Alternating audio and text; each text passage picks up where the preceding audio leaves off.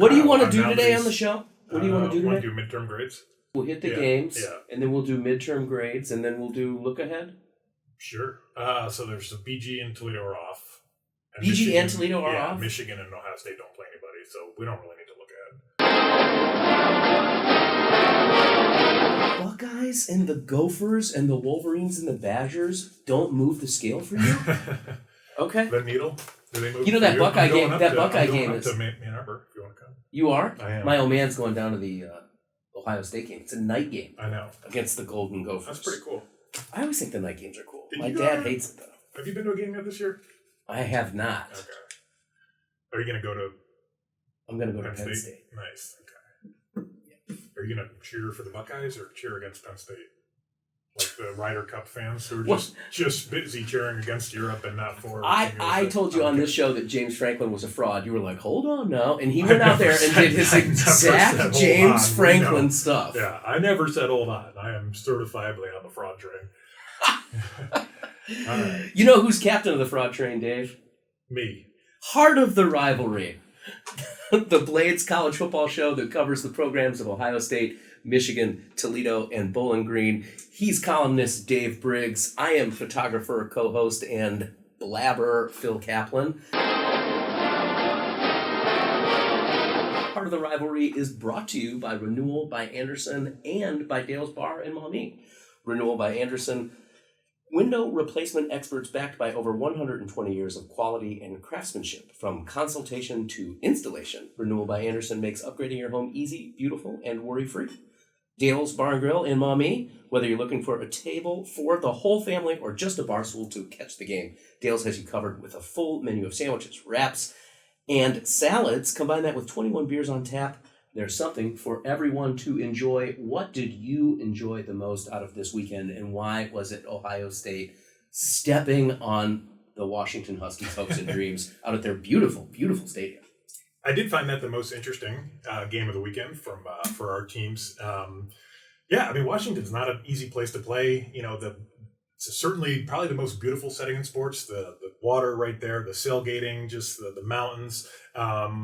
But the hostility kind of belies that setting. They'd won 20. Washington had won 22 straight games in Seattle, and Ohio State just kind of took it to them. And how impressive is this defense? You know, they lose Jim Knowles. People think that's going to be a big loss. Ohio State loses 8 defensive starters, and yet the defense looks like they're even better. 22 points total. Ohio State has allowed through 4 games, 5.7 a game. Best scoring defense in America, and they've played 2 good offenses. It seems like a fake number. With Texas and Washington. Washington's a great offense. I think they were averaging 50-plus points a game. They've got an electric quarterback, Damon Williams Jr., great runner. I thought Ohio State's game plan was excellent. You know, the one keep him buffered, they kind of boxed and bracketed him in the box, did not allow him to kind of escape on the perimeter. Their number one weapon was kind of, messing with the defense and kind of getting him on the outside. And Ohio State just completely bottled all of that up. They bent a little bit, but absolutely did not break. And this is a championship level defense. We'll see about the offense. I think, Ryan Day and Brian Hartline have called it a little bit conservative, and that's understandable with a 19-year-old redshirt freshman going into his first start. Too conservative for some fans, rabid for 300-yard passing games. But yeah, I think I've been very impressed by Julian Sayin. The numbers might not be incredible because of, as you mentioned, the conservative game planning, just kind of calling it to win the game. But he really passes the eye test. So he passes the eye test. And we'll be getting into grades later. But when you have a quarterback like that and a defense like that, and by the way, Jeremiah Smith is out there. This I don't know if there's a great team in college football, but Ohio State's still clear number one for me. And Carnell Tate, he's a number one on any other team. Right. He's a great player. Love to see Bo Jackson getting some run. But more than that, the defense, like you said, at this time of year to have the defense clicking like that, how much of it do you think is a result of the pencil, Matt Patricia? You willing to give him credit, or is it the coach on the field, Caleb Downs, or both? I think it's both. I mean, certainly, there was criticism of Matt Patricia, not only his Lions tenure, but he really was not that great of a defensive coordinator in New England. If you look at the stats, the years he was not the DC, they're actually statistically worse than the years where he wasn't the DC. And he basically, calling Bill Belichick's defense. It's hard to know if he's just kind of hanging on for the class project of one of the great defensive minds ever. But I think we're seeing what he can do with some of the best talent in America. He's clearly a sharp guy, and we are seeing. I mean, the game plan against. Is that a pencil pun? Well, that's a good point. Thank you. Very sharp. Yeah, I mean, just look at how much he flustered Arch Manning in week 1, and this time, I mean, again, just completely. I think some fans were getting frustrated that they weren't quite getting to the quarterback with the rushes, but that was intentional. They were trying to just kind of push the pocket in and then jump off the blocks when DeMond Williams started running. And you take away his legs, you basically take away half of their offense. And I thought it was just excellent. They weren't sending blitzers occasionally, but for the most time, there's 7 guys that are dropped back in coverage, and our 4 just slowly getting pressure before, ultimately he's got to make a choice. And there was a number of times where it's not a sack on paper, but, he scrambles in a passing situation and ends up getting 2 yards. Oh, yeah. So great to see the defense playing that well this early in the season. Julian saying, looks, I like you saying, his stats might not jump off, but when you watch him play, does he look nervous? No. Does he look like he's gonna make a mistake? No. Not really. He looks like he's playing in the lane the coaches want him to play in. So Bucks looking good, looking like the number 1 team in the country. They got Minnesota coming in at night. That should be fun. I don't know if it'll be competitive. Okay. It's radio, Dave. You gotta talk. Yeah, we'll see. Okay. There's nothing to say about that game, Phil. Let's move on. I know that's the way you also feel about both BG and Toledo's games this past weekend. But Ohio's supposed to be looking like the best team in the MAC, and that game was closer than the 35-20 score may indicate. What'd you think of the Falcons? Yeah, for sure. It's hard to read too much into it. Again, we keep beating a dead horse, but 50 new players. That's the secondary name of the show. Part of the rivalry, beating the dead horse. Coaching staff that comes in March, just kind of throwing everything together. Overall, I've been pretty impressed by Bowling Green, or at least just the overall operation. There's an air of competence here. You're right. Against Ohio, Drew Pine, quarterback, did not have a great day. 3 interceptions, just kind of sabotaged one was a pick six. Yeah, the chances of winning in a tough road environment. Ohio looks like the class of the MAC so far, so no shame in it. We'll learn a lot more about BG next week in the Battle of I-75, or 2 weeks from now, I should say. Because BG and Toledo both have BG off and this Toledo week. are both off, and I think we'll learn a lot more about Toledo. I'll just transition to Toledo here. Hit me. If you're a pro. Again, kind of Jekyll and Hyde. Last week loses a 14-point favorite on the road in a total collapse.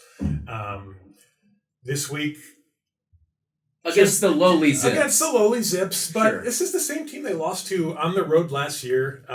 Akron brought back the same quarterback. They're not the old Akron as in one of the worst teams in the country. Now they're probably 115th out of 134 teams. So formidable homecoming. But not in the 130s. But not in the 130s. They're no Kent State anymore. So just to come out and I believe it was 35-3 at halftime. The numbers were outrageous. I mean, I think Toledo outgained them 500 something to 100 something. As they should. As they should. But this was a team that was agitated, and before the game I said that there was going to be no in between. They were either going to grind out a win or they were going to absolutely roll by 100. And you did say that. We saw the roll by 100, figuratively. One downside is, backup quarterback John Allen Richter had a scary head injury. 45-minute delay. I don't know about 45 minutes. I was exaggerating there. Okay, but a long, serious delay. 20 plus minutes, yeah. And both teams on the field just kind of, praying. And Akron coach Joe Moorhead right next to Jason Candle, just kind of, it's one of those things that kind of brings everyone together. Even everybody's trying to, smash each other's heads in on the field, but at the end of the day, there is a shared respect. Even when you look at Ohio State and Michigan, everybody is, that's why even in the NFL, I can never understand why there would ever be a dirty play. You're kind of all, I don't know. Well, a dirty play is when somebody's not prepared. Right. You take advantage of somebody when their guard is down. There's a respect for the physical nature of the game. And there is amongst most players. Among how everybody puts into this. So, wishing for the best for Jar. Jason Kendall afterwards said he's fine in the big picture sense. We'll see. Carted off in an ambulance. We'll see what that looks like for the rest of the season, but that's kind of secondary concern to his well-being. But yeah, overall, Tucker Gleason, the quarterback that was kind of a little bit embattled. Did you get an update on his hair? Looks great. I did not go to the game this week, so I was not able to see it. But okay. I imagine it was we'll look for a special cut against BG in a couple weeks. Yeah, so. You know what's nice about that is, wasn't last couple years it's been a midweek game, the Toledo BG game? It was Saturday last year. Oh, okay. Okay. A great setting, but yeah, before that it wasn't. It's nice when it's on the week. Absolutely. It's nice when it's on a true Saturday. I watched that Ohio State game with an Australian guy. Okay. He's a Buckeye fan. Is he a fan. punter? You know what he told me? Verifiable fact. Do you know what percentage of punters in college football are Australian? Oh yeah, it's like 50%. It's like 79. Okay. 79. Yeah. That 4 out of 5 punters Is are your from friend Australia. not a punter? He was. Where did he go wrong? I think that was the Aussies punting push was After, pre his glory days. Okay. Or post. Okay, but he played rugby. He was a rugby man. Okay, good. He was. Nice. He was. I heard a great Australian idiom. You want to hear it right now? Yeah. Oh, I wish my arm was shorter because it feels like grabbing you. Oh, that's great.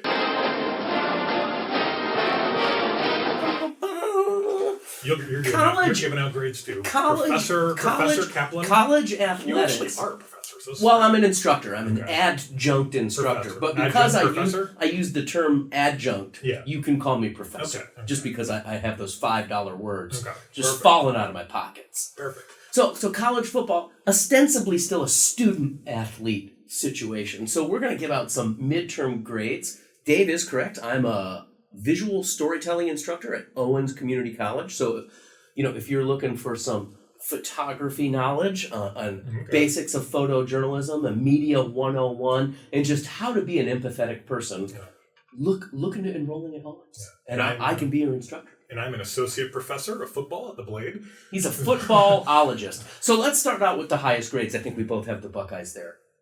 Yeah, I would give A plus. A. I guess they could have looked even more impressive against Texas, I suppose. But yeah, with replacing all they did, like we said, 8 new starters on defense, 2 new coordinators, new quarterback. Hard to look any better than they have for all the reasons we stated earlier. One of the things you talk about in the academic setting is that you grade students based on their progress. Yeah. And Ohio State starts out far ahead. Yeah. They've got a lot in the barn as far as ability, but they've also done really well in application. The only reason I could not give them an A was just to be contrarian for the purposes of this show. And they're in an honors AP class here, so I mean the standard's a little higher as a defending but they're champion, meeting the standard. But they are meeting the standard, so I mean you can't punish them for being smart. Bryce Underwood and the Michigan Wolverines in putting the B in blue. How about that? Okay, perfect. Yeah, I agree. Are you giving them a B? Absolutely. Okay. Yeah, I would too. They certainly are progressing a lot to like with this Michigan team, especially with the dealing with two coaches in the first 4 games. But the rushing offense is great. 4 straight 100+ yard games for Justice Haynes, who's looking like an All-American back. The offensive line's playing well.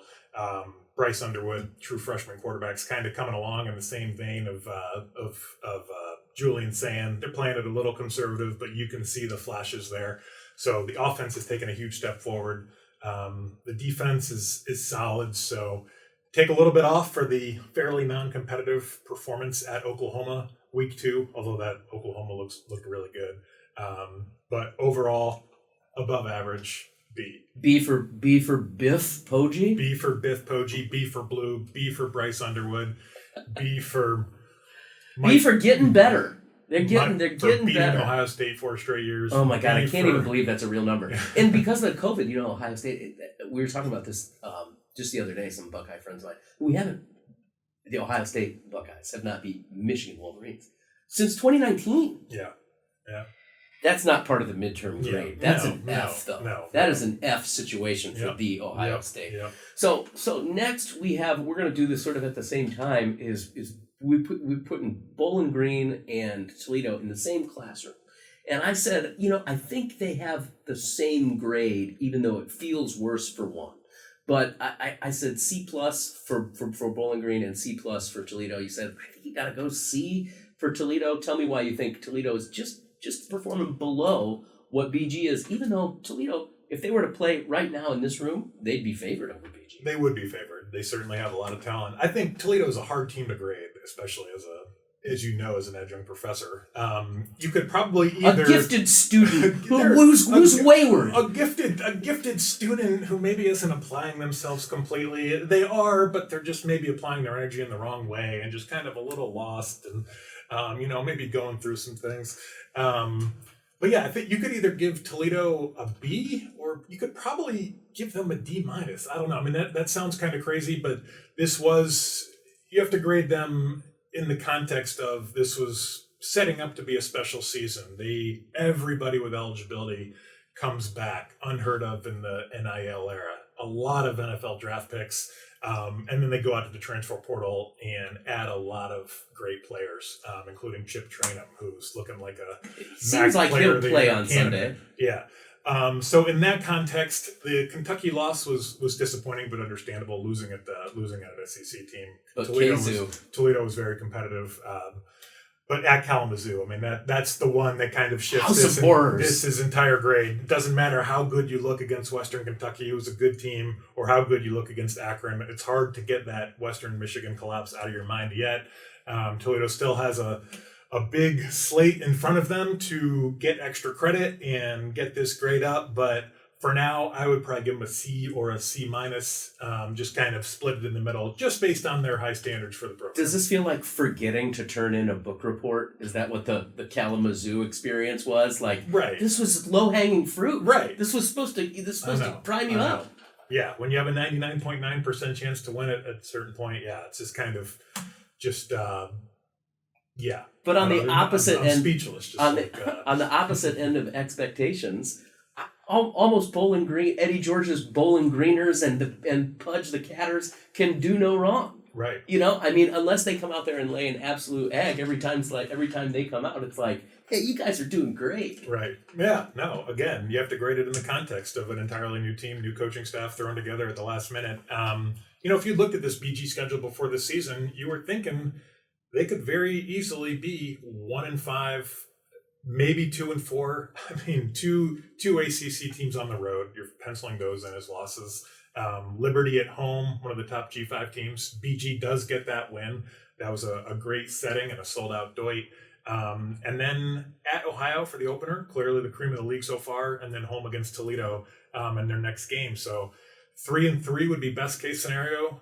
2-4 is kind of what you would expect, and 1-5 would have been disappointing but understandable. So they're 2-3.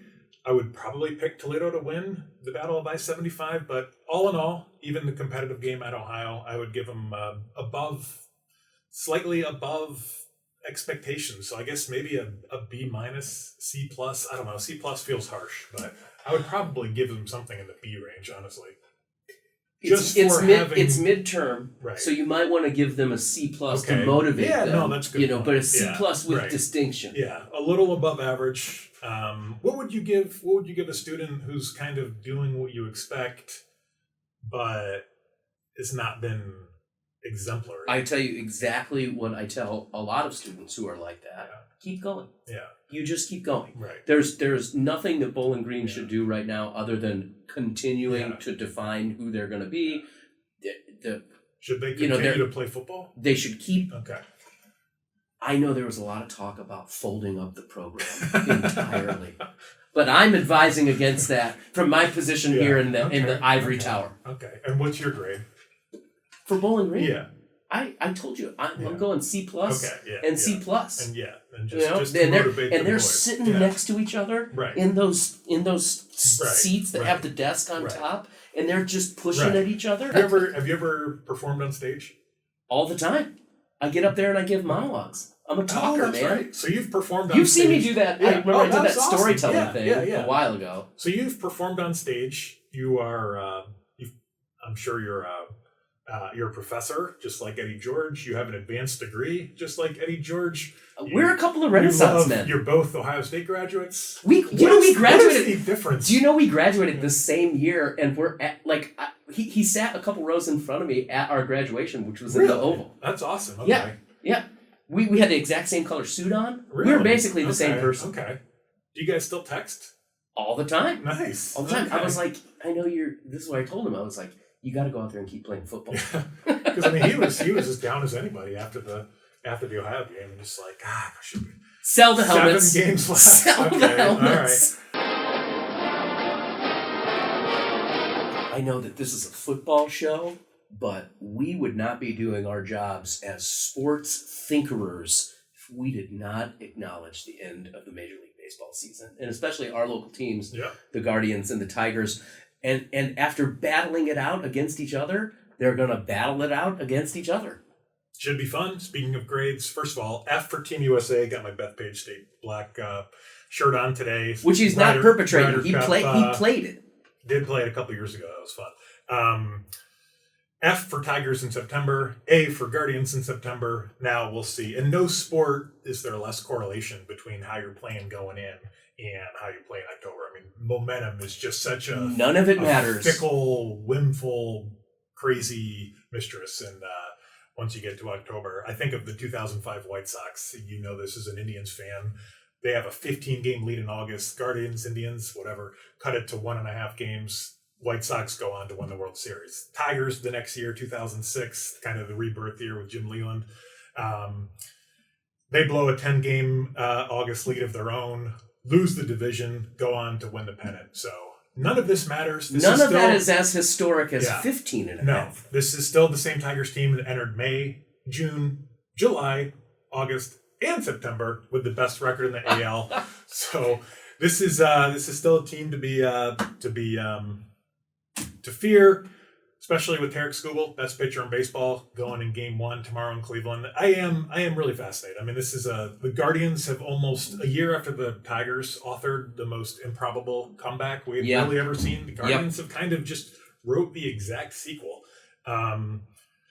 So yeah, it's just a lot of fun. And last year we talked, is Tigers Guardians a rivalry? And it really wasn't, because there's no real, Guardians and Tigers fans don't really feel any animosity towards each other. But having a hard fought series last year, the collapse this year, just a tight pennant race, I think it's a lot of fun. And this is kind of the new rivalry we have for the heart of the rivalry. I think we're going to talk about Ohio State, Michigan, Bowling Green, Toledo, and Tigers and Guardians going forward. And I think even not the Browns. No, even in November, I think we have to have like a weekly Tigers and Guardians segment. The Browns did play the Tigers or the Lions. Did not watch any of that. Thankfully. I went out, in downtown Toledo. There's the Middle Grounds Metro Park. Yeah. But also just to the north of it, to the north of the bridge, there's that open field that's part of the Owens camp. Owens Corning campus. I know what you mean. It's a cool place. I hung out there with my dog, tossed the frisbee. I saw a wild fawn run through. Just listening to it on the radio? Just watching it on YouTube TV. Okay. Nice. All of my viewing habits and all of our teams on the heart of the rivalry, except the Cleveland Browns, are brought to you by Renewal by Anderson's and Dale's Bar and Grill in Maumee. Ready to transform your home with Renewal by Anderson? Buy one window or door and get another 40% off, but only through the end of the year. Schedule your free consultation today at renewalbyanderson.com. And Dale's Bar and Grill in historic Uptown Maumee. Catch the college football action as well as NFL and MLB playoffs at Dale's, one of the premier Buckeye bars in Northwest Ohio. Wolverines still welcome. I'm sure they also mean Falcons and Rockets. Yeah, and Tigers and Guardians. You're going to go to that for sure. What's that? I hope I get to shoot it. The Falcons Toledo. Game. Oh yeah, next week should be fun. Starting at noon on ESPNU. Love that. I'll see you there, Dave. Love it. Thanks, Phil.